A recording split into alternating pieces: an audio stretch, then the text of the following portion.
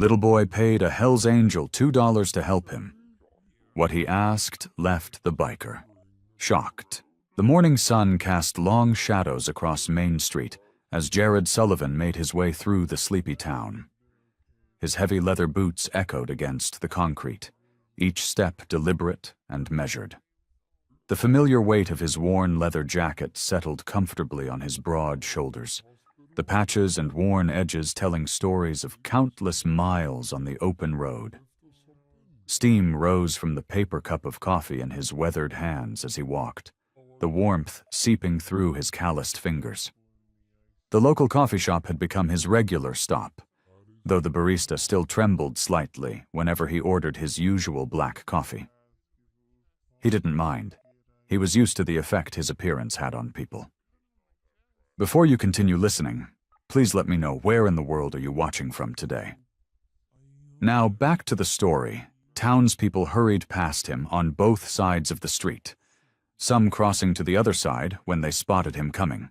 Mothers pulled their children closer, and shop owners watched him warily through their windows. The silver rings on his fingers caught the morning light as he lifted the cup to take a sip, his knuckles marked with old scars and faded tattoos. The small-town park ahead offered a quiet refuge. It was usually empty this early on a Sunday morning, just the way he liked it. The wooden bench near the old oak tree had become his unofficial spot over the past few weeks.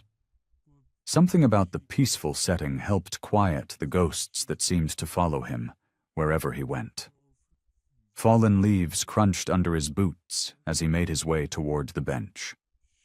The autumn air was crisp, carrying the scent of wood smoke from nearby chimneys. A few birds scattered from the path ahead of him, startled by his imposing presence. At 6'2" with broad shoulders and arms covered in tattoos, Jared knew he cut an intimidating figure. He noticed how the few other park visitors gave his favorite bench a wide berth. An elderly couple steered their morning walk to the opposite path, and a jogger altered her route to avoid passing near him. The isolation didn't bother him anymore.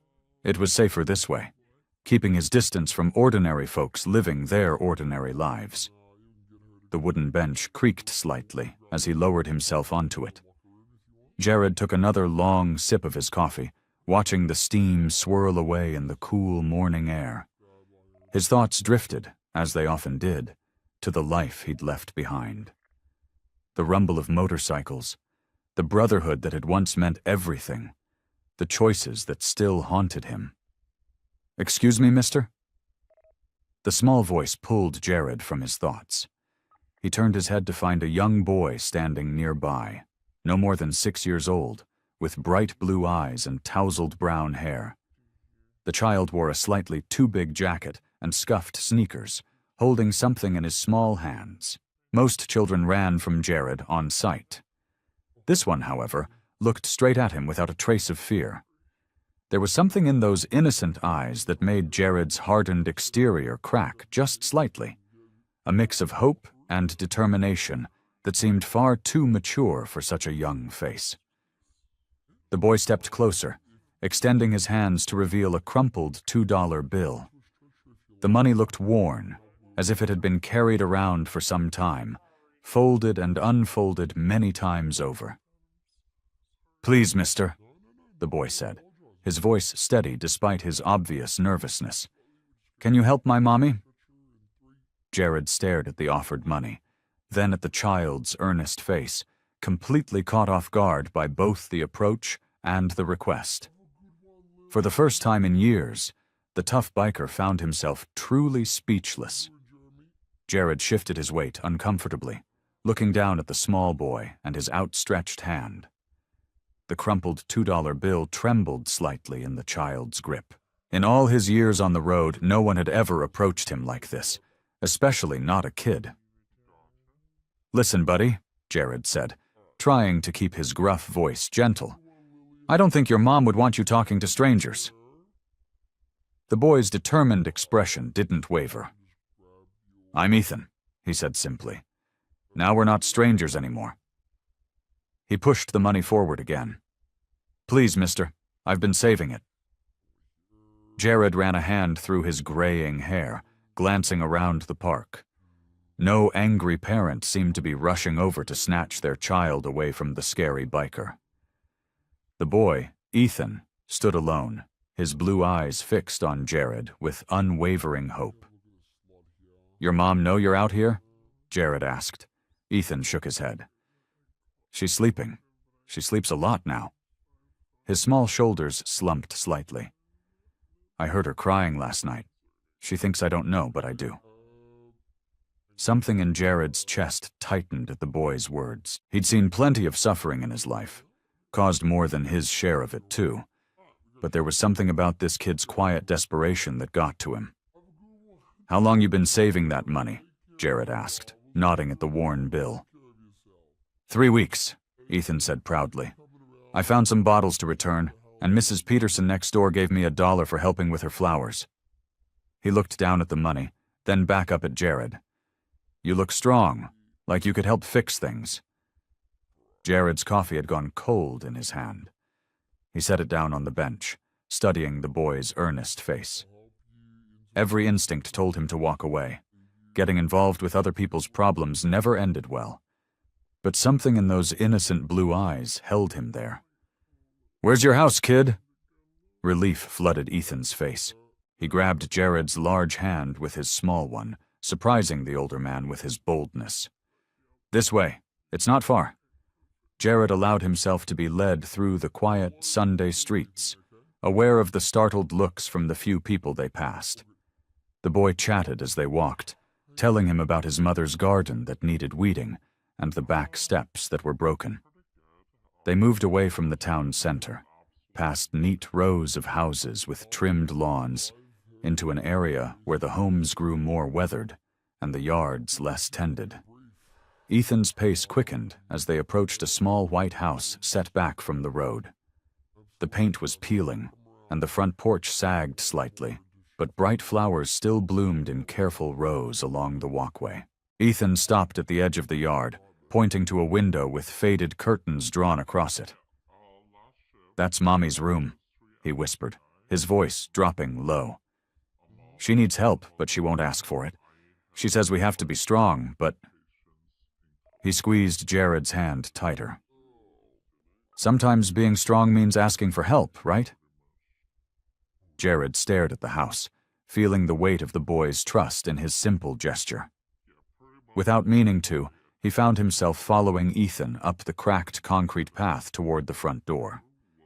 Jared's weathered knuckles hesitated for a moment before rapping against the worn wooden door. The sound echoed through the quiet morning air. Behind him, Ethan bounced on his toes, still clutching the $2 bill in his small fist. The wait seemed endless.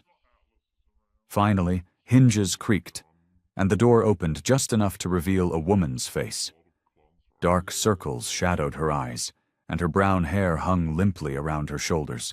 Despite her obvious exhaustion, there was a quiet dignity in the way she held herself. "Can I help you?" she asked, her voice carrying a slight tremor as she took in Jared's imposing figure. Her gaze flickered to his leather vest, the faded tattoos on his arms, then to her son standing behind him. "Ethan!" she gasped, opening the door wider. "What are you doing out here? Come inside right now!" The boy darted around Jared's legs but didn't go in. Instead, he grabbed his mother's hand. "Mommy, I found someone to help us! Look, I saved money and everything!" He thrust the crumpled bill toward her, color drained from Caroline's already pale face. "Oh, honey." She knelt down to Ethan's level, her movements careful and measured. "We don't need any help. And we certainly don't ask strangers for—" "Name's Jared," he cut in, his gruff voice gentler than his appearance suggested. "Your boy here found me in the park. Wouldn't take no for an answer." He tried to smile, though years of scowling made it feel foreign on his face. Caroline stood again, swaying slightly. "I'm so sorry he bothered you. Ethan knows better than to—" She pressed a hand against the doorframe to steady herself.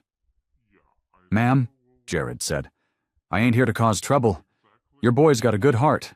He's worried about you, and from what I can see, he's got reason to be. We're fine, Caroline insisted, but her voice lacked conviction. We don't need charity, especially not from... She trailed off, but Jared knew what she meant. Not from someone who looked like him. It ain't charity, he said firmly. Just one person helping another. Sometimes that's all it needs to be. Something in his tone made her pause. She looked at him more closely, past the tattoos and the leather, seeing perhaps the sincerity in his eyes. Mommy, please, Ethan pleaded, tugging at her hand. He's nice, I can tell. Caroline's shoulders sagged slightly. I appreciate the offer, but... Her words slurred at the edges, and she blinked rapidly, as if trying to clear her vision. Ma'am? Jared took a step forward, noticing how she swayed more pronouncedly now. You all right? I'm fine, I just need to... Caroline's eyes rolled back, and her knees buckled. Jared lunged forward, catching her before she hit the ground. Her body felt frighteningly light in his arms. Mommy! Ethan cried out, his small hands clutching at her limp arm. Caroline, can you hear me? Jared patted her cheek gently, his heart hammering against his ribs. Her skin felt clammy under his rough fingers, and her breathing was shallow. Caroline! Her eyes fluttered but didn't open. Panic rose in Jared's chest as he held her unconscious form, feeling more helpless than he had in years. The tough exterior he'd built over decades crumbled in the face of this small family's crisis. Jared gently lowered Caroline to the floor, his heart racing as he pulled out his phone. His fingers, usually steady when working on engines or handling his motorcycle, trembled as he dialed 911. The operator's calm voice cut through his panic.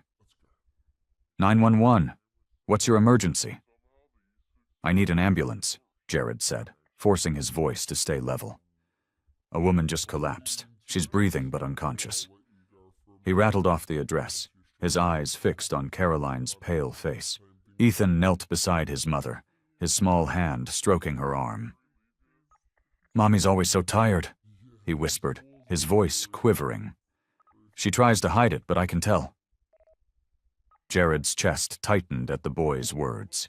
He reached out and squeezed Ethan's shoulder, trying to offer comfort while keeping the phone pressed to his ear. The operator asked questions about Caroline's condition, and Jared answered as best he could, his free hand checking her pulse like the dispatcher instructed.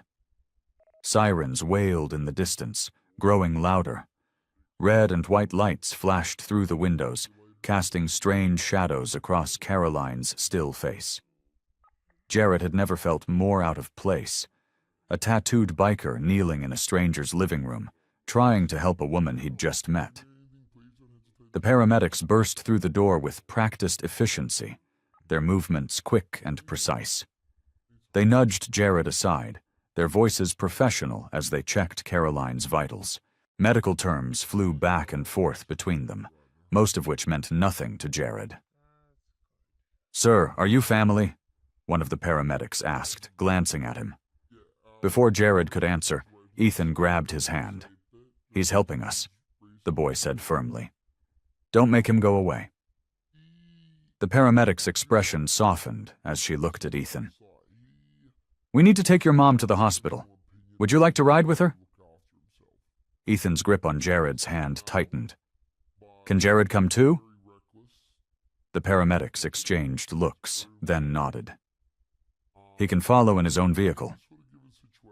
Minutes later, Jared found himself trailing the ambulance in his pickup truck, watching Ethan's small face in the back window of the emergency vehicle. The boy pressed his hand against the glass, and Jared raised his own in response, though he knew Ethan couldn't see him through the tinted windows. At the hospital, the fluorescent lights buzzed overhead as Jared sat in an uncomfortable plastic chair. The waiting room smelled of disinfectant and coffee, and the TV mounted on the wall played soundless news footage that nobody watched. Other people in the room cast wary glances his way. A tough-looking biker wasn't a common sight in these halls. Ethan hadn't let go of his hand since they arrived. The boy's fingers were wrapped around 3 of Jared's, holding on as if afraid he might disappear. They sat in silence, waiting for news about Caroline.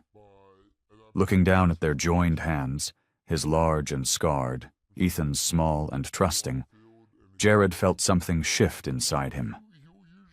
This morning, he'd been a loner, drifting through town with no connections, no responsibilities. Now, watching Ethan's brave face as they waited for word about his mother, Jared knew he couldn't walk away. He squeezed Ethan's hand gently, making a silent promise to stay, to see this through, whatever that might mean. The boy looked up at him with those trust-filled eyes, and Jared nodded, though neither of them spoke a word. The clock on the wall ticked steadily as they waited for the doctor to appear with news about Caroline's condition. The fluorescent lights cast harsh shadows across the waiting room as Jared and Ethan sat side by side. Hours had passed, marked only by the steady tick of the wall clock and the occasional squeak of nurses' shoes on the linoleum floor. Ethan had dozed off a few times, his head drooping against Jared's leather jacket before jerking awake again. A doctor in blue scrubs approached them, his face drawn and serious. Jared straightened in his chair, gently nudging Ethan. The boy blinked sleepily but became alert when he saw the doctor. "Are you here for Caroline Hayes?" the doctor asked, consulting his clipboard. Jared nodded, his throat tight. "Yes. How is she?" The doctor pulled up a chair and sat across from them, his movements deliberate. "I'm Dr. Matthews. Mrs. Hayes' condition is more serious than we initially thought." He paused, glancing at Ethan before continuing. "She's suffering from severe anemia and malnutrition. Her body isn't producing enough red blood cells, and she's been neglecting her own basic needs for some time now." Jared felt Ethan press closer to his side. The doctor's words hung heavy in the air. "There's also—" Dr. Matthews hesitated, lowering his voice. "We've found signs of an underlying condition that may require surgery. We need to run more tests to be certain, but the initial results are concerning." Jared's stomach knotted. He'd seen enough of life's harsh realities to know what was coming next. "The treatment she needs—" The doctor cleared his throat. "I have to be honest with you. Her insurance won't cover everything. The tests alone will be expensive, and if surgery becomes necessary—" He spread his hands. "We're looking at significant costs." The words hit Jared like a physical blow. He thought of the rundown house, of Caroline collapsing, of Ethan's $2 offered so hopefully. The pieces clicked into place. A single mother, too proud to ask for help, working herself to exhaustion while her health deteriorated. "Can I see my mommy?" Ethan's small voice broke through the heavy silence.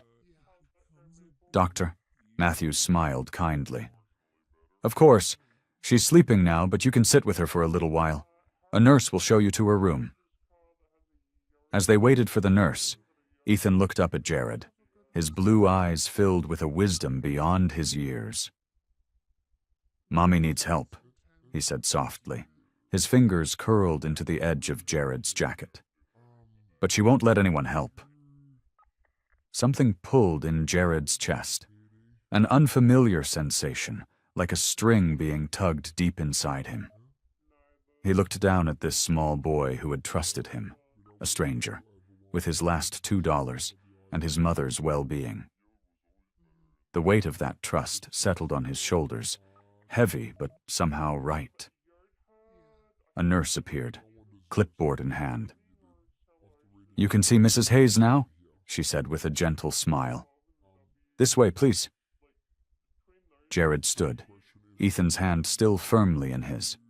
His mind raced with numbers, hospital bills, surgery costs, his own meager savings. He didn't know how, but he knew he had to do something. The boy's simple faith in him demanded nothing less. The harsh fluorescent lights buzzed overhead as Jared sat in the uncomfortable plastic chair, his large frame making it creak with every movement. Beside him, Ethan had finally dozed off, his small body curled up against Jared's leather jacket. The boy's face was peaceful in sleep, though worry lines still creased his young forehead. Jared ran a rough hand over his face, his mind racing. Hospital corridors brought back memories he'd rather forget. Times when his brothers from the gang ended up here after fights or accidents. But this was different. This wasn't about patching up wounds from a brawl. This was about a mother fighting to survive for her son.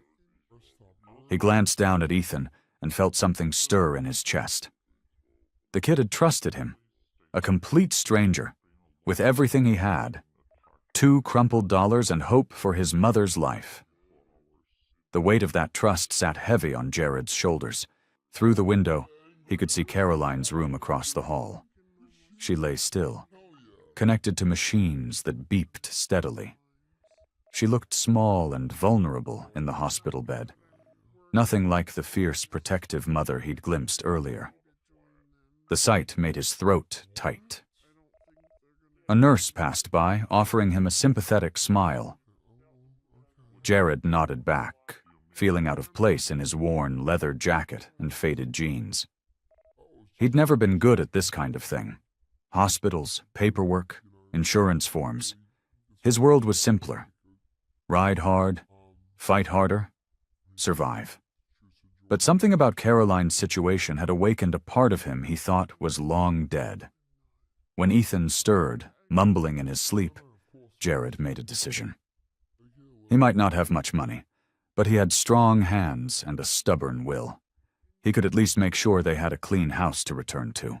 "Hey, buddy," he said softly, gently shaking Ethan's shoulder. "Let's get you home for a bit. Your mom needs rest and we can come back tomorrow." Ethan blinked sleepily but nodded, trusting Jared completely. They checked with the nurses, who promised to call if anything changed, and headed out to Jared's motorcycle. The boy's eyes lit up at the sight of it. The ride to Caroline's house was quiet, with Ethan holding tight to Jared's waist. When they arrived, the house looked even more run down in the fading light. Paint peeled from the walls, and the porch steps sagged dangerously. Inside, the kitchen told the story of Caroline's struggle. Dishes filled the sink, and dust covered the counters. Bills were stacked on the table, their red past due stamps visible even in the dim light. Jared rolled up his sleeves, revealing tattooed arms. "All right, kid, let's get this place cleaned up for your mom." Ethan watched in amazement as Jared attacked the mess with determination. He filled the sink with hot water and began scrubbing dishes, his large hands careful with the chipped plates. The boy helped by drying them, his small face serious with concentration. As they worked together, Jared felt a new purpose settling over him.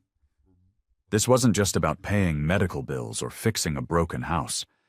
This was about making sure a little boy didn't lose his mother, about keeping a family together. He looked at Ethan, carefully placing clean dishes in the cabinet, and understood that sometimes the toughest fights weren't won with fists at all.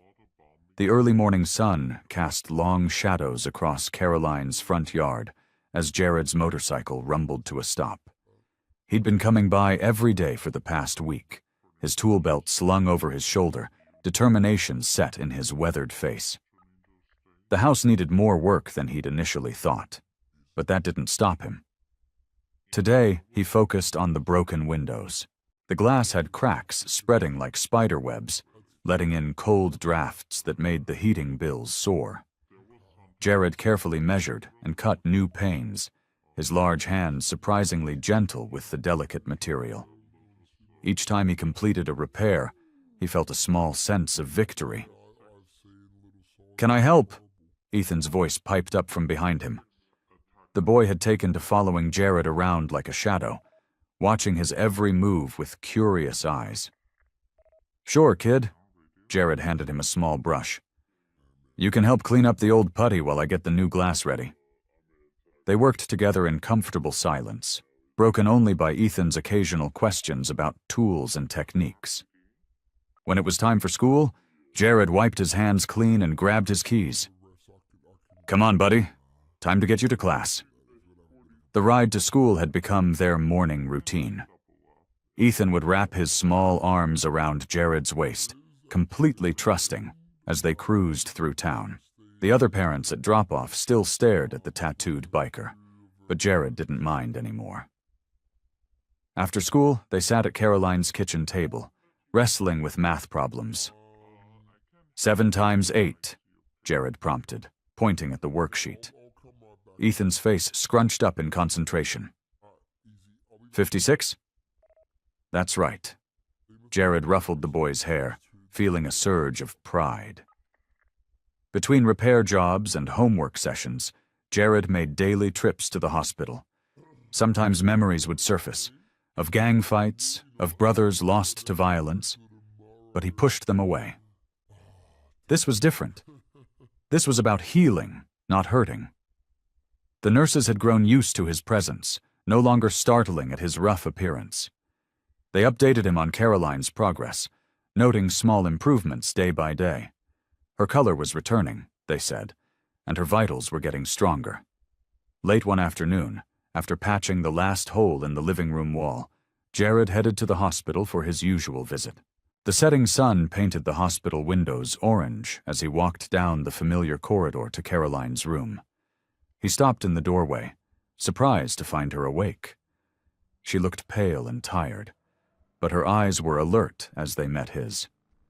"You're still here," she said softly, her voice rough from disuse. Jared shifted uncomfortably, suddenly aware of the drywall dust on his clothes.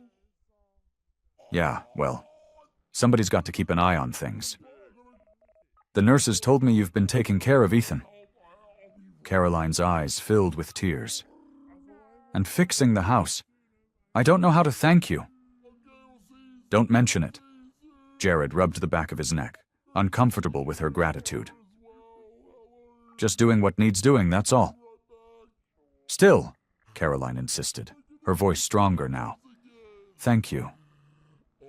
Jared just nodded, moving to adjust her pillow so he wouldn't have to meet her eyes. He wasn't used to this, to being thanked, to being trusted. It made him feel both worthy and unworthy at the same time. The kitchen clock ticked past 9 as Jared stood at Caroline's sink, scrubbing dishes from the dinner he'd made for Ethan. Chicken soup? Nothing fancy, but the kid had asked for seconds.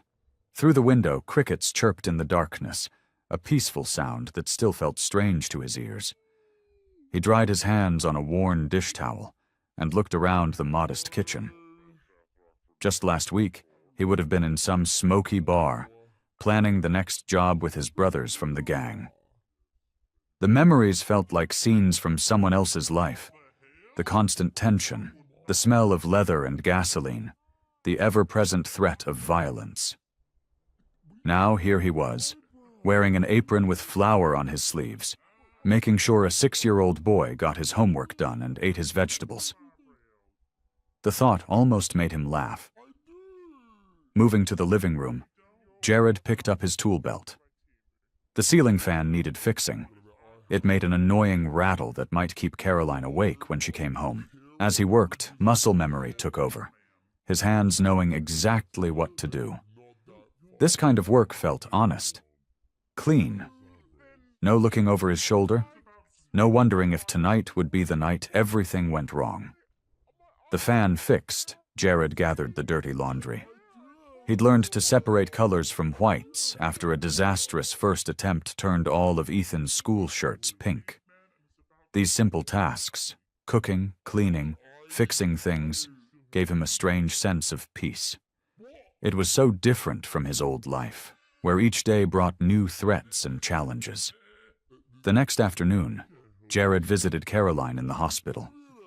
She looked better, some color returning to her cheeks.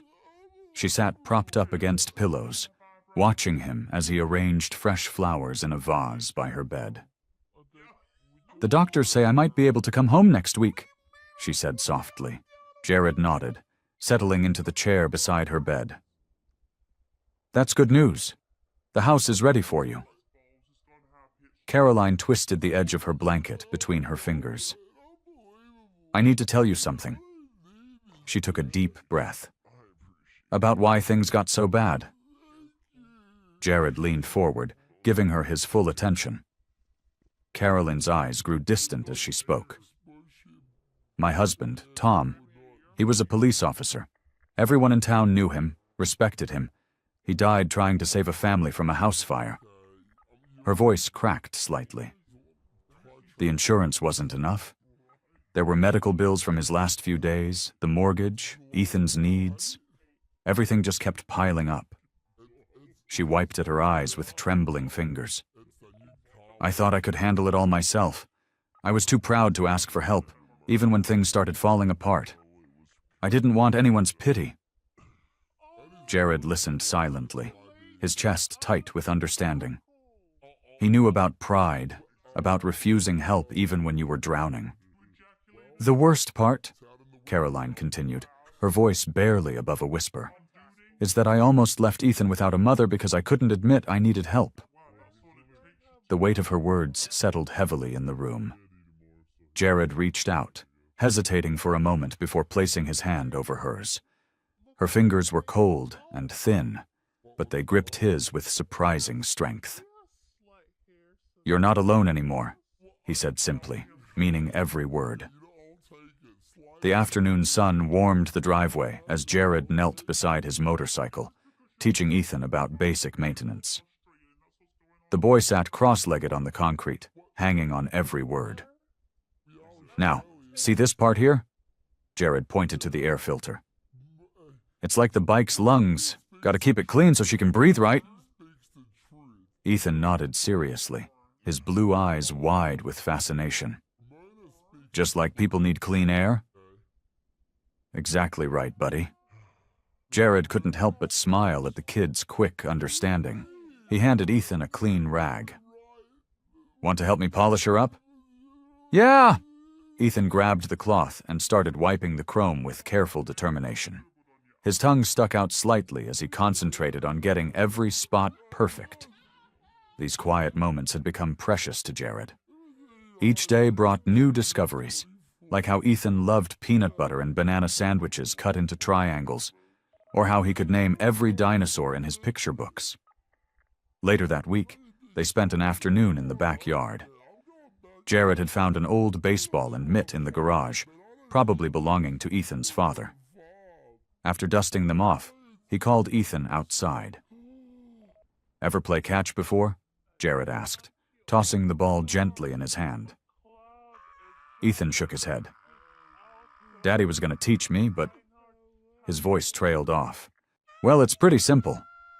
Jared demonstrated how to hold the mitt, kneeling down to help position Ethan's small hand correctly.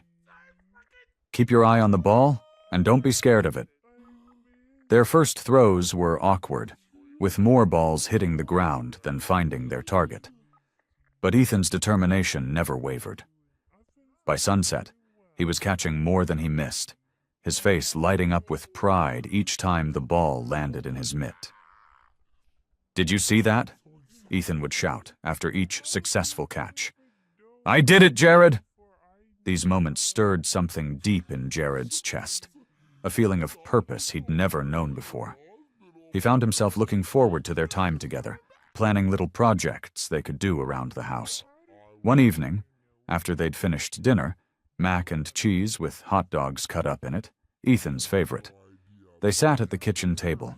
Ethan was coloring while Jared cleaned up, the kitchen quiet except for the sound of crayon on paper and dishes being washed. Jared? Ethan's voice was small but clear. Yeah, buddy? Are you going to be my new daddy? Jared's hands froze in the soapy water. The question hung in the air like a delicate bubble, beautiful but fragile. He turned slowly, finding Ethan looking at him with those honest, hopeful eyes. The crayon in the boy's hand had stopped mid-stroke on his drawing, waiting for an answer. Jared's throat felt tight. His heart thumped heavily in his chest as he struggled with the weight of those simple words. How could he explain the complications, the dangers of his past, to this innocent child who saw him only as a protector? He stood there, water dripping from his hands, caught between the warmth that flooded his heart and the fear that gripped it. The waiting room at the medical clinic had become all too familiar to Jared over the past few weeks. He sat in one of the uncomfortable plastic chairs, thumbing through an outdated magazine while Caroline met with her doctor. His leather jacket felt out of place among the sterile white walls and the quiet hum of fluorescent lights. "Mr. Sullivan?" the nurse called from the doorway. "Ms. Hayes would like you to join them."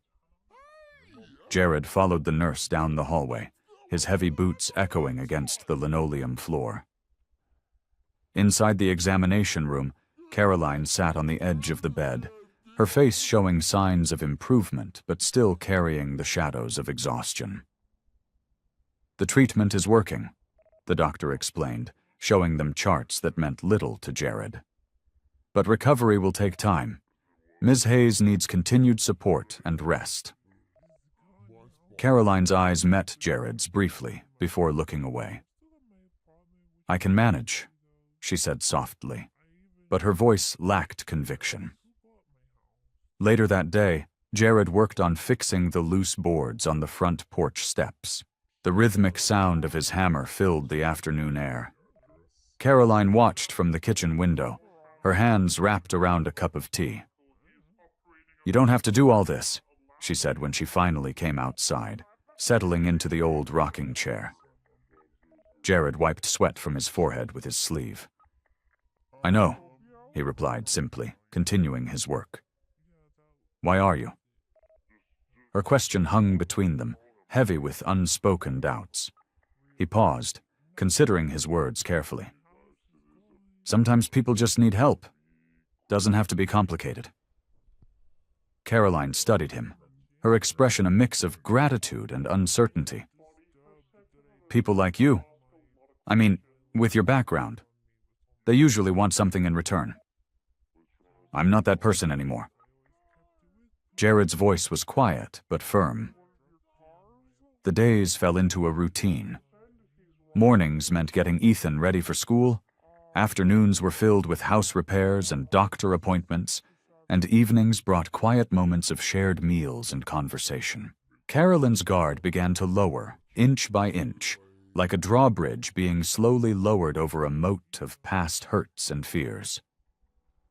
One evening, as the sun painted the sky in shades of orange and purple, Jared sat on the newly repaired porch steps. The street was quiet, with only the occasional car passing by. He watched as the streetlights flickered to life one by one. The rumble of a motorcycle broke the peace. The sound was familiar. Too familiar. A black Harley pulled up to the curb, its rider's face hidden behind a helmet adorned with a wolf's head design. Jared's muscles tensed as the rider cut the engine and dismounted. "Well, well," the man said, removing his helmet to reveal a weathered face Jared hadn't seen in months. "Look what domestic life has done to the mighty Jax Sullivan. What do you want, Marcus?" Jared's voice was low, controlled. Marcus leaned against his bike, a knowing smile playing on his lips. "The wolf sent me. We've got one last job lined up. Big score, easy in and out. He specifically asked for you." Jared's jaw tightened. "I'm done with that life." "Nobody's ever really done, Jax. You know that." Marcus reached into his jacket and pulled out an envelope. "Just hear me out. The wolf says this could set you up for life. No more fixing porches for charity cases." The envelope landed at Jared's feet, a white rectangle against the darkening wood of the porch steps. Behind him, through the window, he could hear the muffled sounds of Caroline helping Ethan with his homework, their voices carrying the warmth of home, a warmth that now felt threatened by the shadows of his past. Jared stared at the envelope on the porch step, his heart pounding against his chest. The street lamp cast long shadows across the weathered wood, making the white envelope seem to glow in the growing darkness. "Pick it up," Marcus said, his voice carrying a hint of threat. The wolf doesn't like to be kept waiting. The screen door creaked behind them. Jared? Caroline's voice was soft, uncertain. Is everything okay out here? Marcus's lips curled into a smile. Well, isn't this cozy? He turned toward Caroline, tipping an imaginary hat. Ma'am. Go back inside, Jared said, his voice firm but gentle. Everything's fine. Caroline hesitated for a moment before closing the door. Through the window, Jared could see her lingering, worry etched on her face. Cute family you've got here, Marcus said, his tone making Jared's skin crawl. Be a shame if something happened to them. Jared's fists clenched at his sides. That a threat? Just stating facts. Marcus kicked the envelope closer to Jared's feet. The wolf wants you for this job. Says you're the only one who can handle it right.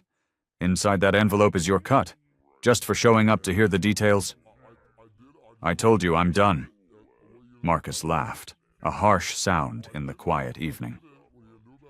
Nobody's done until the wolf says they're done. You know how this works, Jax. You're either with us, or... He let the sentence hang in the air. The sound of a car passing by made them both turn. A neighbor walked their dog on the opposite sidewalk, giving them a suspicious look. Tomorrow night, 8 o'clock, the old warehouse on Miller Street. Marcus swung his leg over his bike. Don't make me come back here. Wouldn't want to disturb your domestic bliss. The motorcycle roared to life, and Marcus disappeared into the night, leaving behind only the envelope and the heavy weight of dread in Jared's stomach.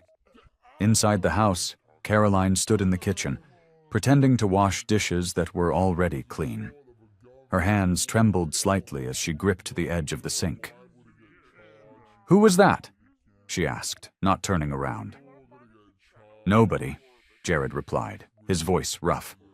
Just someone from my past. Are we in danger?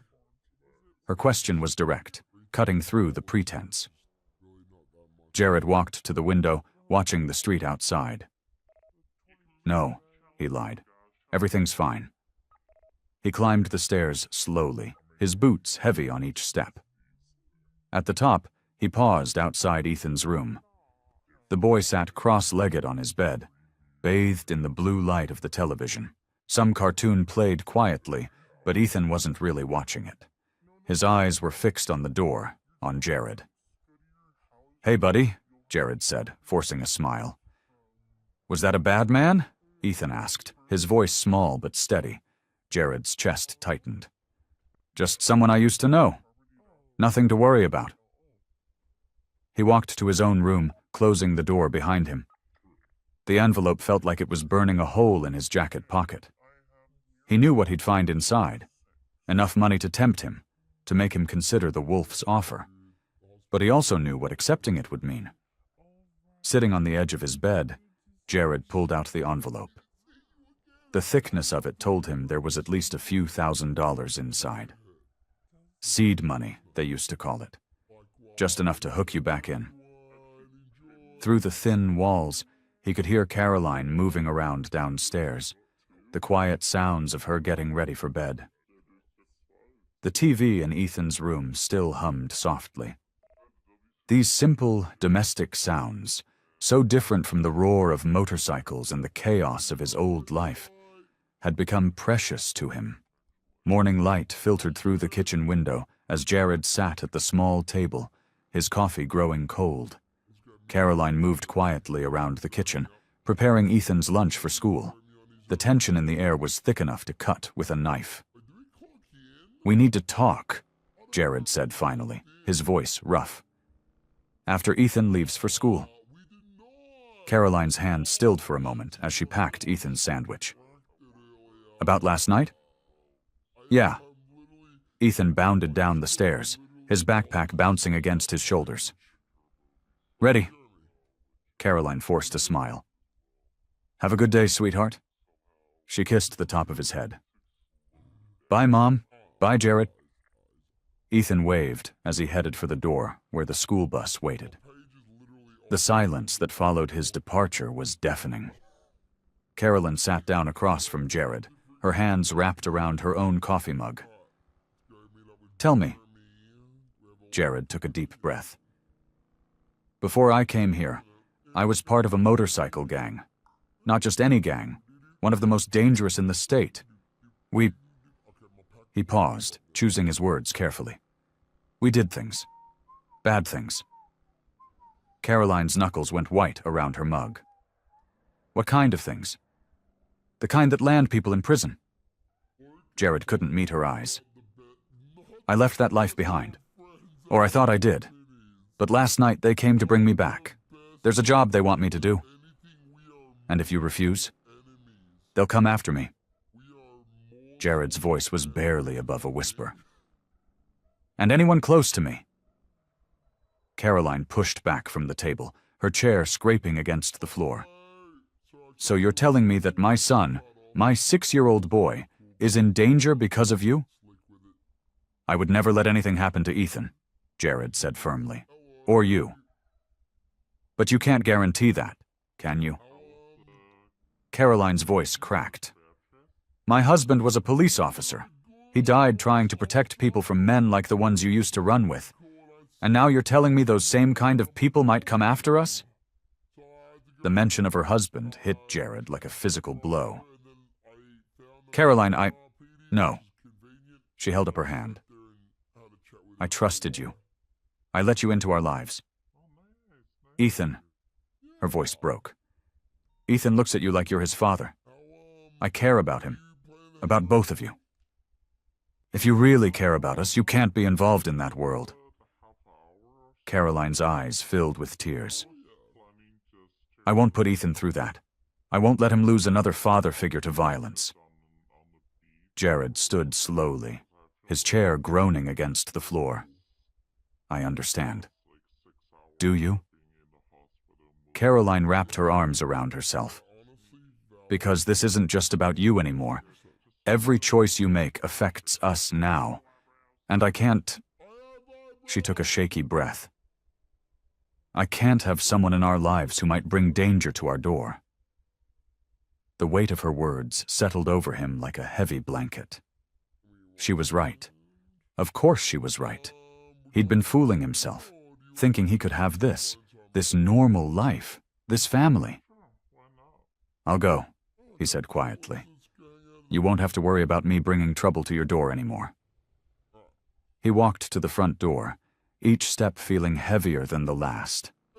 Behind him, he could hear Caroline's muffled sobs. His hand rested on the doorknob, and for a moment, he wanted nothing more than to turn back, to promise her everything would be okay. But he couldn't make that promise. Not with his past lurking in the shadows, waiting to drag him, and them, down into darkness. The clock on Jared's bedside table blinked 2:37 a.m. as he stuffed the last of his clothes into his weathered duffel bag. His movements were careful, deliberate, trying not to make a sound in the quiet house. Moonlight filtered through the guest room window, casting long shadows across the floor. He'd grown fond of this room over the past few weeks. The crooked picture frame on the wall that he'd straightened a dozen times.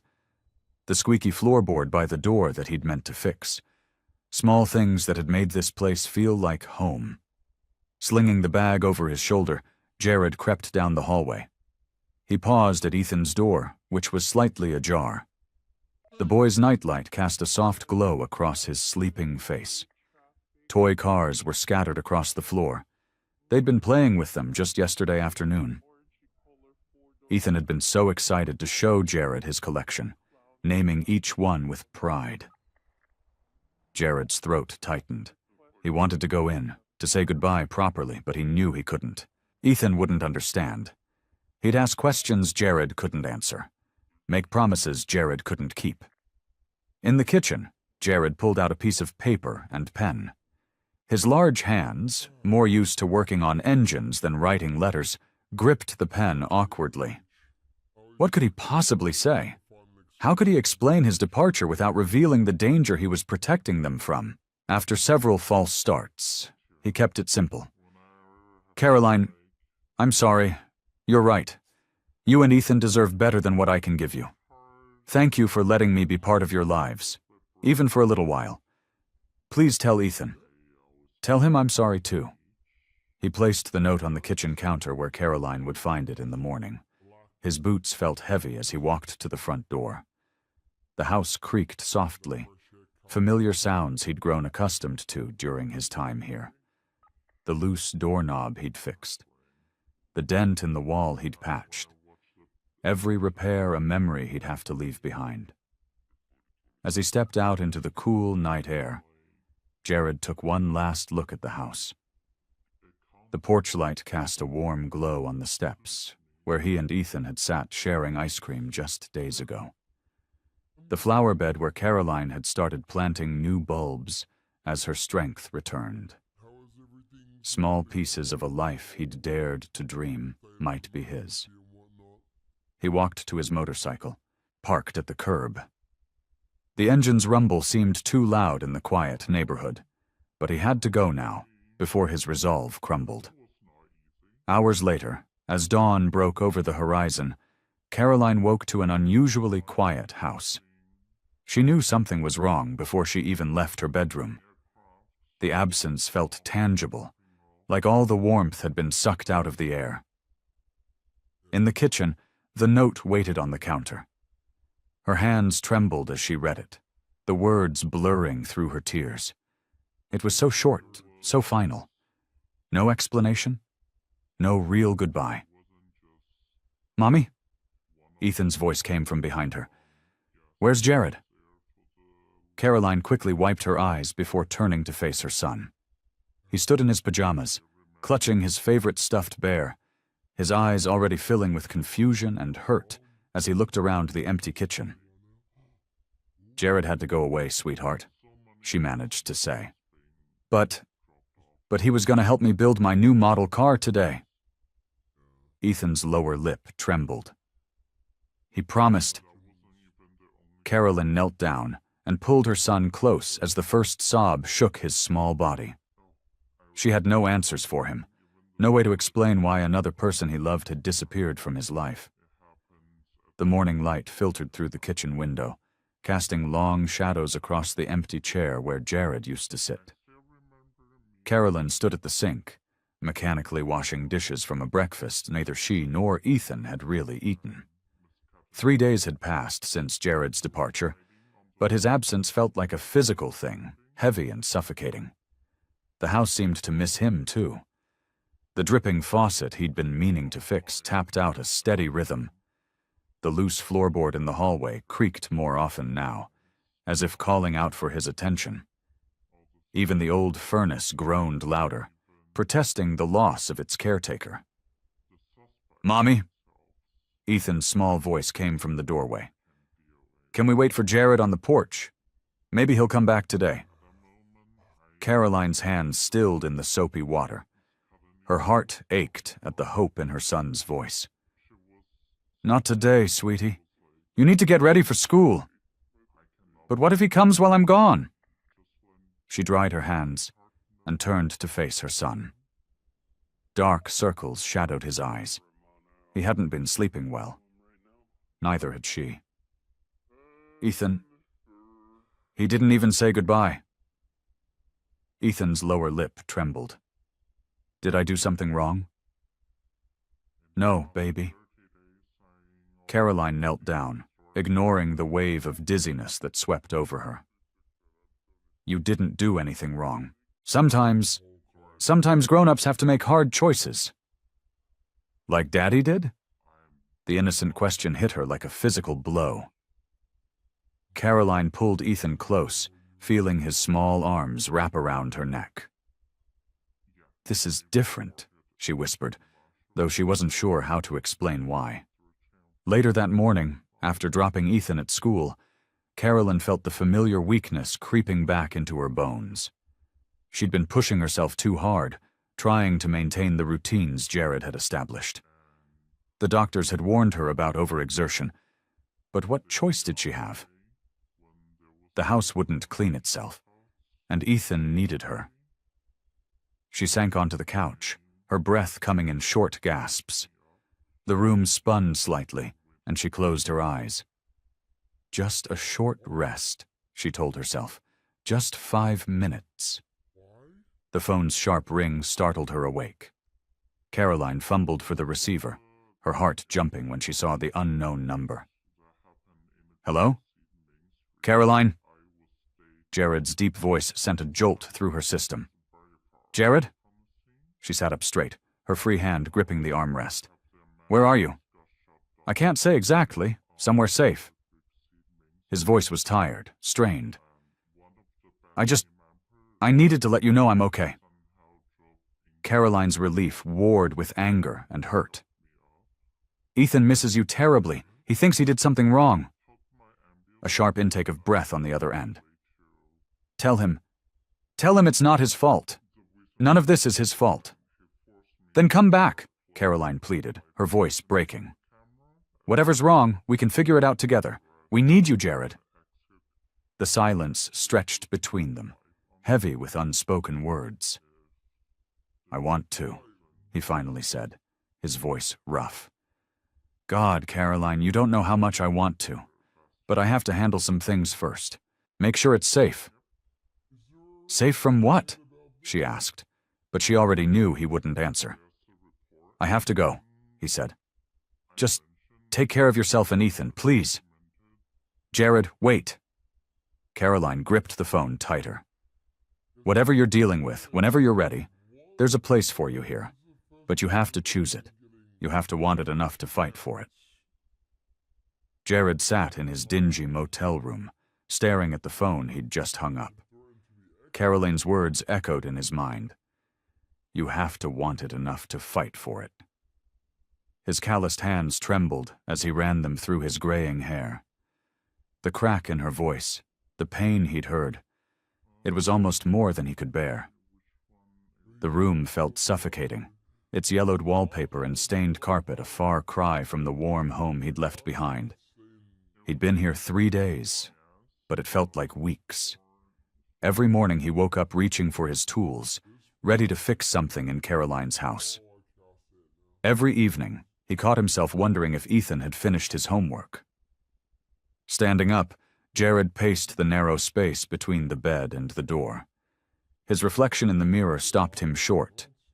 The harsh fluorescent light made the lines in his face deeper, his eyes darker. Was this what Caroline and Ethan saw when they looked at him? A worn-out biker trying to play house? You don't deserve them, he muttered to his reflection. The words tasted bitter, but familiar. He'd been telling himself that since the day Ethan approached him with those $2. Outside, a motorcycle roared past, and Jared's muscles tensed automatically. Every passing bike could be Rick or one of his crew. The gang had eyes everywhere in these small towns. They were probably watching him right now, waiting to see if he'd crack under the pressure. Jared pulled out his wallet, fishing behind the crumpled bills until he found what he was looking for, a small photo booth strip. He and Ethan had taken it at the mall last month, when they'd gone shopping for school supplies. The boy's grin was wide and genuine, while Jared looked awkward but happy. Real happiness, not the artificial high of his old life. His phone buzzed, a text from Rick. Time's running out. Brother, decision time. The words made his stomach turn. Rick knew exactly what buttons to push, exactly how to make him feel trapped. But for the first time, Jared felt something else besides fear or resignation. He felt anger. Who was Rick to take this away from him? Who was he to threaten the peace Jared had found? The life he could have? Jared grabbed his leather jacket and keys. The familiar weight of the leather settled on his shoulders as he stepped out into the cool night air. His motorcycle waited in the parking lot, chrome gleaming under the streetlights. As he swung his leg over the seat, he felt the pull of 2 worlds, the peaceful life he'd glimpsed with Caroline and Ethan, and the dangerous familiarity of his past. The ride to the gang's hideout took 20 minutes. Each mile brought back memories, deals gone wrong, fights, betrayals. But now they felt hollow, like watching someone else's life play out. The old warehouse came into view, its broken windows and graffiti-covered walls a testament to years of neglect. Jared parked his bike and walked toward the entrance. Music thumped from inside, and the smell of cigarettes and cheap beer wafted through the cracks in the door. His hand hesitated on the handle. This place had been his home once. These people, his family. Now it felt like walking into a trap. As he pulled the door open, the familiar atmosphere hit him like a physical force. The smoky air, the wary glances, the underlying current of violence waiting to explode. His body remembered this dance, even if his heart was elsewhere. The door creaked shut behind him, and Jared felt the weight of his old life settling back onto his shoulders. Jared stood in the dimly lit warehouse, lit, the smell of stale beer and cigarettes hanging thick in the air. His fingers traced the edges of a worn envelope in his jacket pocket. Mail forwarded from his old address. The sight of Ethan's messy handwriting on the front had made his heart skip a beat. Finding a quiet corner away from the rowdy crowd, he pulled out the letter. The paper was decorated with crayon drawings, stick figures of what appeared to be him, Caroline, and Ethan holding hands in front of their house. His rough fingers trembled as he unfolded it.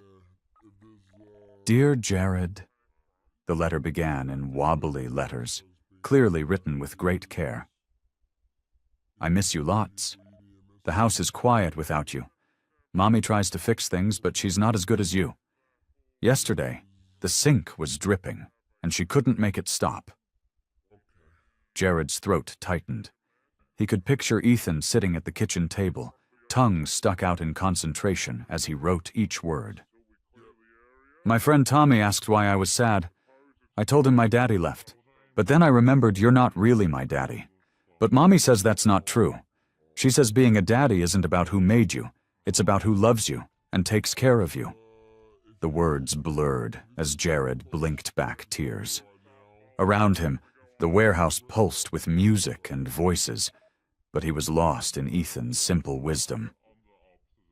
"Mommy says you're my daddy now. She said it when she thought I was sleeping, but I heard her. She misses you too. She cries sometimes when she thinks I'm not looking." A lump formed in Jared's throat. The image of Caroline crying alone hit him like a physical blow. He remembered how strong she tried to be, even when she was at her weakest. "Please come home. I saved $2 more. You can have them if you want. Love, Ethan. P.S. Mommy helped me spell the hard words." Jared folded the letter carefully, his hands shaking. The noise of the warehouse seemed distant now, meaningless compared to the weight of Ethan's words. He thought about the family he'd left behind, about the life he'd started to build. Looking around the warehouse, he saw his past for what it truly was, a prison of his own making.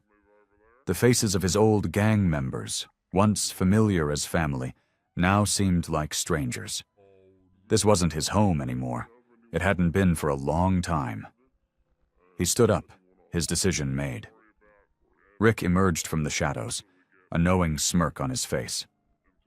"Going somewhere, brother?" Jared met his gaze steadily. "I'm done, Rick. Find someone else for your job." Without waiting for a response, he walked toward the exit. Behind him, he could hear Rick calling out threats, but they held no power over him anymore. His real family was waiting for him. Back in his motel room, Jared gathered his few belongings quickly. He packed his duffel bag with mechanical efficiency, his mind already on the road ahead. The letter from Ethan lay carefully folded in his breast pocket, close to his heart. As he strapped his bag to his motorcycle, the first rays of dawn painted the sky in soft pinks and oranges. The morning air was crisp and clean, full of promise. Jared kicked his bike to life, its familiar rumble matching the determination in his chest. It was time to go home. The late afternoon sun cast long shadows across the front yard as Jared parked his motorcycle at the curb. His boots crunched on the gravel driveway, each step echoing the thundering of his heart. The house looked different somehow, smaller, more vulnerable than he remembered.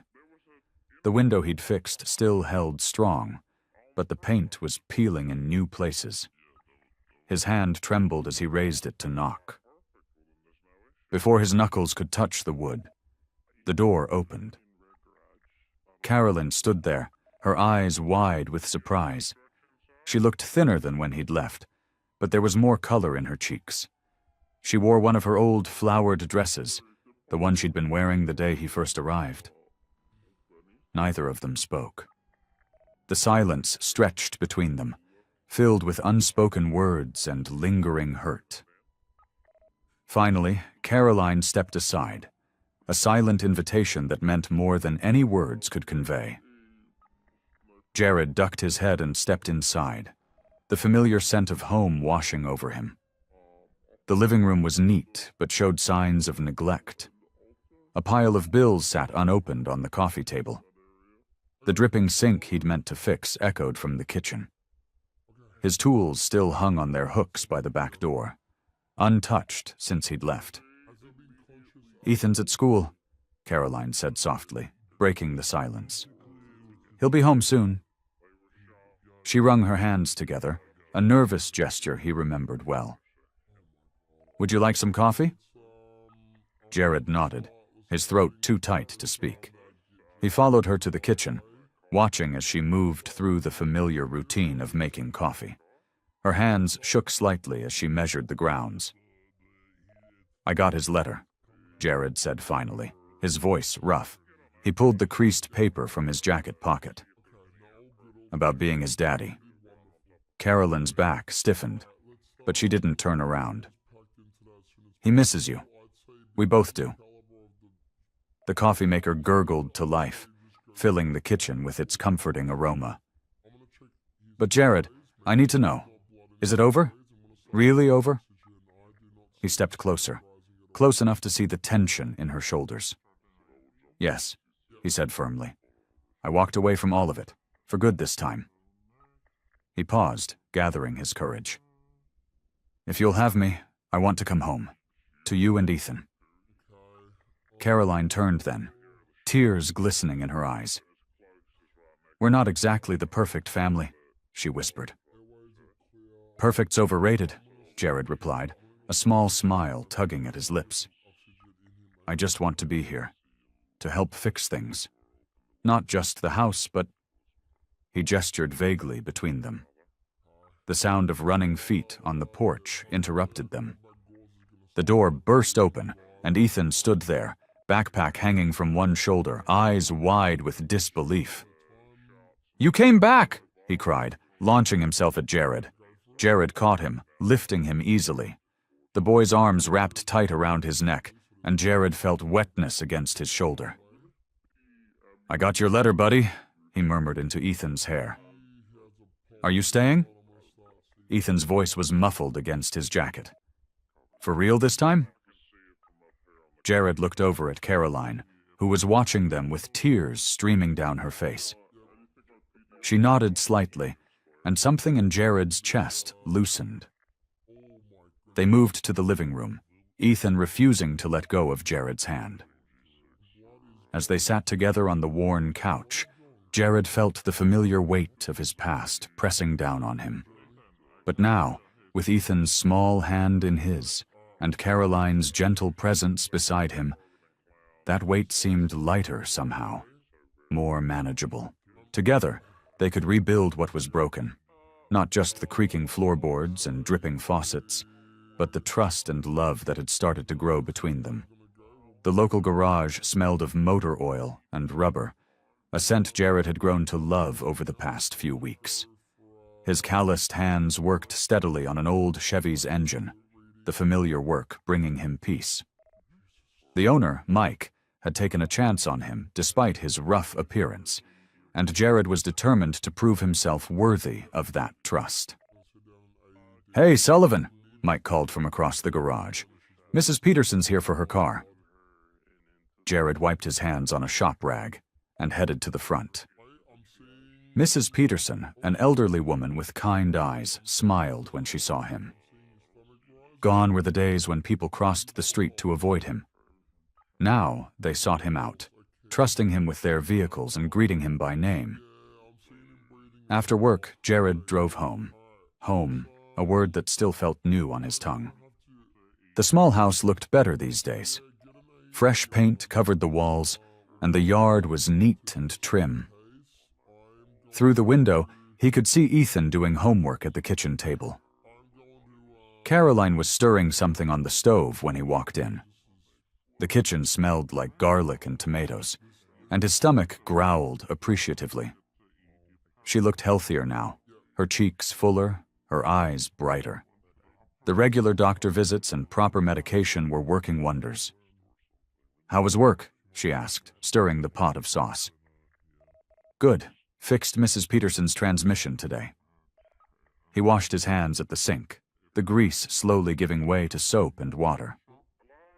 "How about you? How was the doctor's appointment?" "Dr. Marshall says my blood work is improving." Caroline's smile was genuine, reaching her eyes. "The new medication is helping." Ethan looked up from his homework. "Can Jared help me with my math after dinner?" "Sure, buddy," Jared replied, ruffling the boy's hair as he passed. They ate dinner together, talking about their day. It was simple, domestic, and perfect in its ordinariness. After helping Ethan with his homework and tucking him into bed, Jared and Caroline sat on the back porch. The evening air was cool, and crickets chirped in the darkness.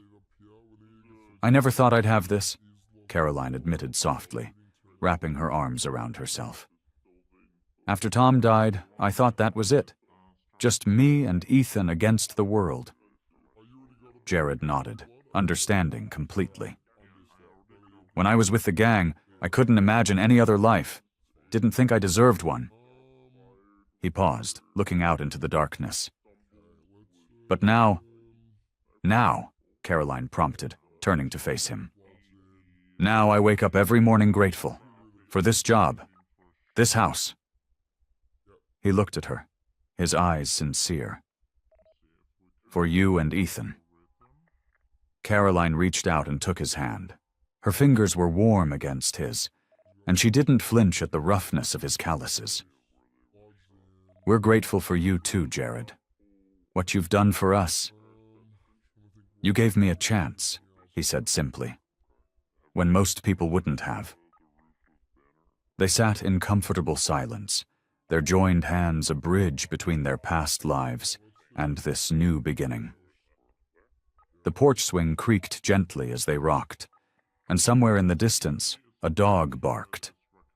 It wasn't perfect.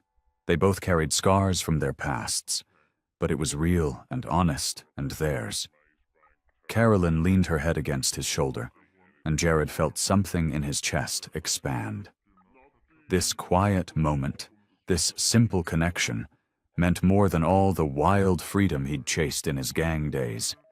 Here, on this worn porch swing, with Carolyn's trust and Ethan's love, he'd found something he never knew he was looking for. The morning sun streamed through the newly cleaned windows, casting warm light across the kitchen table where blueprints and renovation plans lay scattered. Jared traced his finger along a sketch of the house's layout, while Caroline made notes in her neat handwriting. "If we fix the back porch first," Jared explained, "we can make it safe for Ethan to play out there. Then we'll tackle the bathroom plumbing." Caroline nodded, her hair falling forward as she leaned over the plans. "The estimate from the hardware store seems reasonable. I can pick up extra shifts at—" "No," Jared said firmly but gently. "The doctor said you need to take it easy. I've got this covered." He tapped the paycheck from the garage sitting on the counter. "Mike gave me a raise last week." The sound of sneakers thundering down the stairs announced Ethan's arrival. Jared, can you help me with my science project?" The slip made both adults pause, but Jared recovered quickly. "Sure, buddy. What are we building?" "A volcano!" Ethan's eyes sparkled with excitement. Mrs. Thompson says we can make it erupt and everything. Caroline watched as Jared and Ethan gathered supplies, spreading newspaper across the kitchen floor. Her son's face glowed with happiness as Jared helped him mix baking soda and vinegar, explaining the chemical reaction in simple terms. The sight made her heart swell. Later that afternoon, while Ethan was at soccer practice, Jared and Caroline worked together in the yard.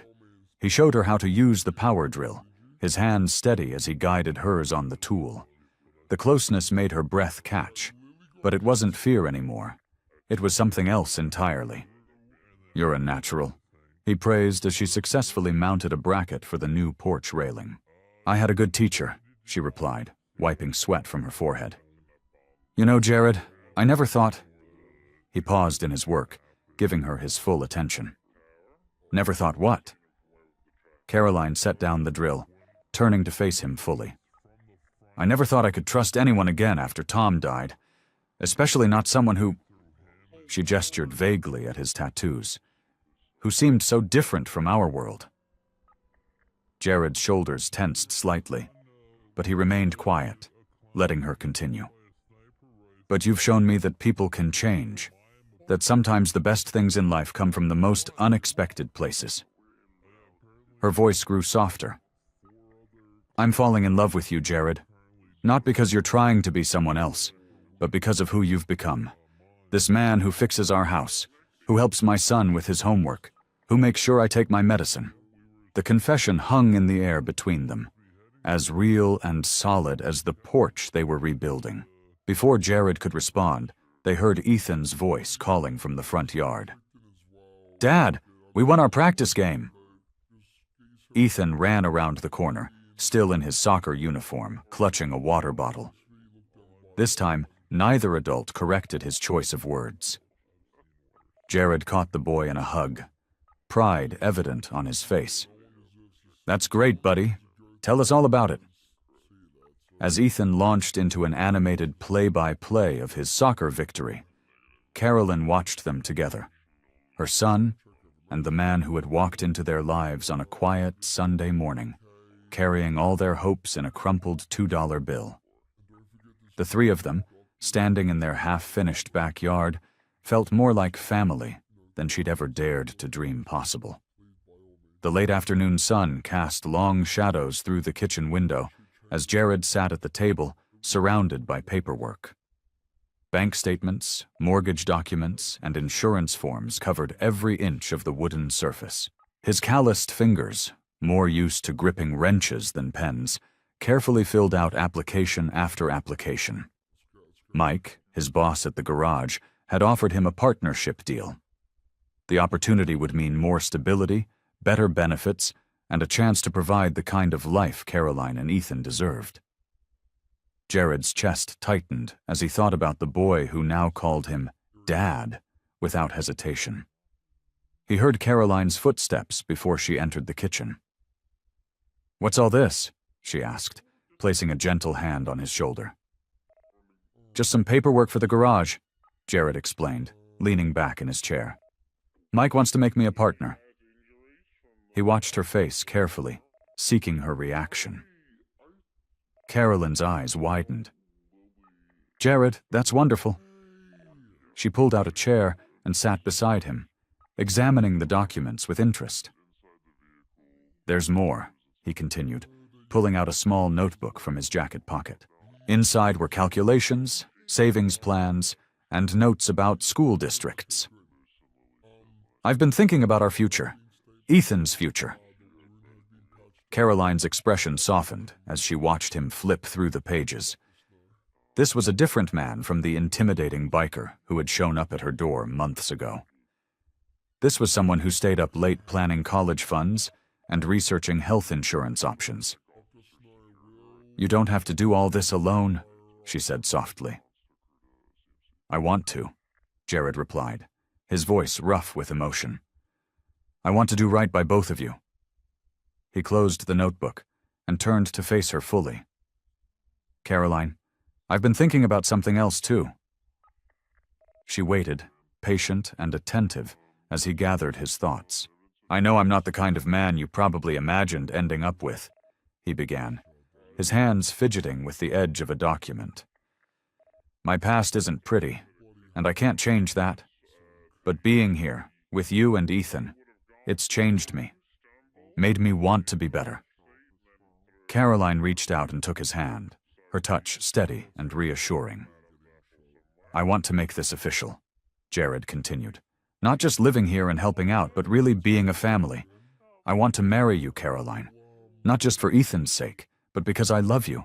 Because somehow you and that amazing kid of yours have become my whole world. His voice cracked slightly on the last words, and he pulled a small ring from his pocket.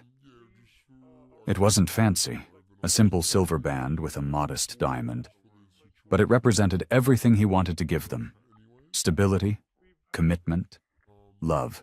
Caroline's eyes welled with tears as she looked at the ring. You really want this? A ready-made family with all our complications? I want everything that comes with being your husband and Ethan's dad, Jared answered firmly. The good days and the hard ones, all of it. Through her tears, Caroline smiled. Then yes, she whispered. Yes to all of it. Jared slipped the ring onto her finger, his hands trembling slightly. It fit perfectly, just like he now fit perfectly into their lives. Together, they began discussing their future, wedding plans, house renovations, and dreams for their family. The evening settled softly around their small house, bringing with it a gentle peace that Jared had never known in his previous life. He sat on the worn couch, Caroline curled against his side, both of them watching Ethan sprawled on the carpet with his homework. The silver ring on Caroline's finger caught the lamplight, sending tiny sparkles dancing across the ceiling. Need any help there, buddy? Jared asked, noticing Ethan's furrowed brow as he worked on his math problems. I think I got it, Ethan replied, his tongue poking out in concentration. You showed me the trick yesterday, remember? Caroline squeezed Jared's hand, and he felt a surge of pride. These quiet moments meant everything to him now.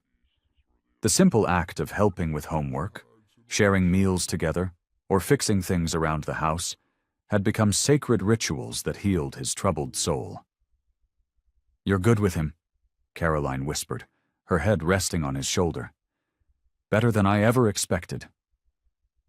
Jared pulled her closer, remembering how far they'd come. The fear in her eyes when they first met had been replaced by trust and love. His own demons, the darkness that once consumed him, seemed to retreat further with each passing day. It's easy, he said softly. You two make it easy. Caroline sat up, looking at him with knowing eyes. Nothing about this has been easy, Jared. You chose to stay, to fight for us, to change. That takes real strength. Her words touched something deep inside him. He thought about his old life, the violence and chaos that once defined him. Now, his strength showed in gentler ways, in patience, in love, in the daily choice to be better than he was yesterday.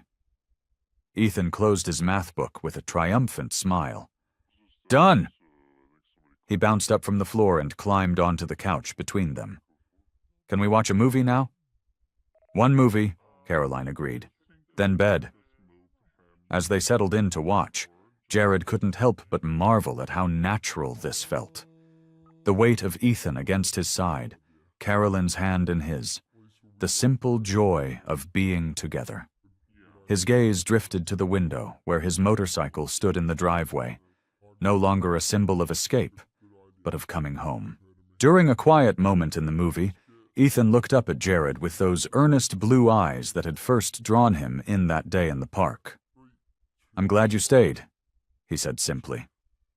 The other kids at school were scared of you at first, but I told them you were different. I told them you were special. Jared swallowed hard, emotion threatening to overwhelm him. Caroline watched them both, her eyes glistening. And you know what? Ethan continued, his small face serious. You're the best daddy ever. The words hit Jared like a physical force, filling his chest with warmth. In that moment, he understood completely what his journey had been about. Not just redemption or change, but love. Pure and simple. The kind of love that transforms, that heals, that makes a man worthy of a child's trust. He pulled Ethan closer, too moved to speak. Everything he'd been through, every battle fought and demon faced, had led him here. To this family. To this moment. To being someone's daddy. The town square buzzed with excitement as families gathered for the annual summer festival. Colorful banners swayed in the warm breeze, and the scent of cotton candy and popcorn filled the air. Jared stood tall beside Carolyn, his hand gently resting on Ethan's shoulder as they watched the mayor take the stage. "Never thought I'd be at one of these," Jared whispered to Caroline, adjusting the collar of his clean button-down shirt. It felt strange, being here in normal clothes instead of his old leather jacket. The tattoos on his arms were still visible, but they seemed different now, like old stories from a book he'd finished reading. Caroline squeezed his hand. "Things change," she said with a soft smile. "You changed." Ethan bounced on his toes, waving at his friends from school. "Look, Dad, Tommy's over there with his family." The word "dad" still made Jared's heart skip a beat. He watched as several parents who used to cross the street when they saw him coming now nodded in friendly greeting. Mrs. Peterson, who ran the local bakery, even gave him a warm smile. The mayor's voice boomed over the speakers, announcing the start of the Community Service Awards. Jared shifted uncomfortably. He wasn't used to being in crowds without feeling the need to watch his back. But here, with his family, he felt different. Safe. "And now," the mayor continued, "I'd like to recognize someone who has shown us that second chances are real. Through his work at the youth center and his dedication to our community, he's proven that it's never too late to start over." Jared froze. Caroline beamed up at him, and he realized she'd known about this all along. His work teaching mechanics to troubled teens at the center had started as community service, but it had become so much more. "Mr. Jared Sullivan, would you please come up?" Ethan pushed him forward excitedly. "Go on, Dad, that's you!" As Jared walked toward the stage, he caught his reflection in a store window. Gone was the hardened biker who'd rolled into town that Sunday morning. In his place stood a man with clear eyes and steady hands, a man who had found his purpose. The mayor handed him a small plaque, but Jared barely noticed it. His eyes were fixed on Caroline and Ethan in the crowd. Caroline wiped away happy tears while Ethan jumped up and down, proud as could be. Back with his family, Ethan hugged him tight. "See, I told you that you were special." Caroline touched his cheek softly. "You did more than change yourself, Jared. You showed others it was possible, too." Jared looked at the plaque in his hands, then at his family. The old life, the violence, the darkness, it all seemed like a distant memory now. Here, in this moment, he understood what true strength meant. It wasn't about being tough or feared. It was about having the courage to love, to be vulnerable, to let others in. He watched Ethan run off to play with his friends, saw the trust in Caroline's eyes, and felt the weight of his new role settle comfortably on his shoulders. The man who'd once lived for the thrill of danger now found his greatest joy in the simple moments of family life. This was his redemption, not in grand gestures or dramatic changes, but in the quiet dignity of being someone his family could count on. The old Jax was gone, and in his place stood Jared, a man who had finally found his way home. The morning sun streamed through the kitchen window, casting a warm glow over the freshly painted walls. Jared stood at the counter, brewing coffee and watching Caroline pack Ethan's lunch for school. The simple domesticity of the moment still amazed him. How natural it felt now, How right. Don't forget I've got that parent-teacher conference today, Caroline reminded him, carefully wrapping Ethan's sandwich in wax paper. Already marked it in my calendar, Jared replied, pouring 2 cups of coffee. He handed one to Caroline, their fingers brushing in a way that still sent sparks through him. The shop's slow today anyway. Mike can handle things while I'm gone. The local garage where he worked had become more than just a job. The owner had even started talking about making Jared a partner, seeing how he'd brought in new customers and earned their trust. It was strange, being respected for honest work instead of feared for his reputation. Ethan bounded down the stairs, his backpack bouncing. Mom! Dad! Did you sign my permission slip for the field trip? Right here, buddy. Jared pulled the signed form from his wallet. He'd read every word of it twice. Something his old self would have laughed at. But being a father meant caring about these details, about making sure everything was just right. Caroline smiled as she watched them, her eyes bright with happiness. The dark circles that had once haunted her face were gone, replaced by a healthy glow. Her medical treatments had worked wonders, but Jared knew it was more than that.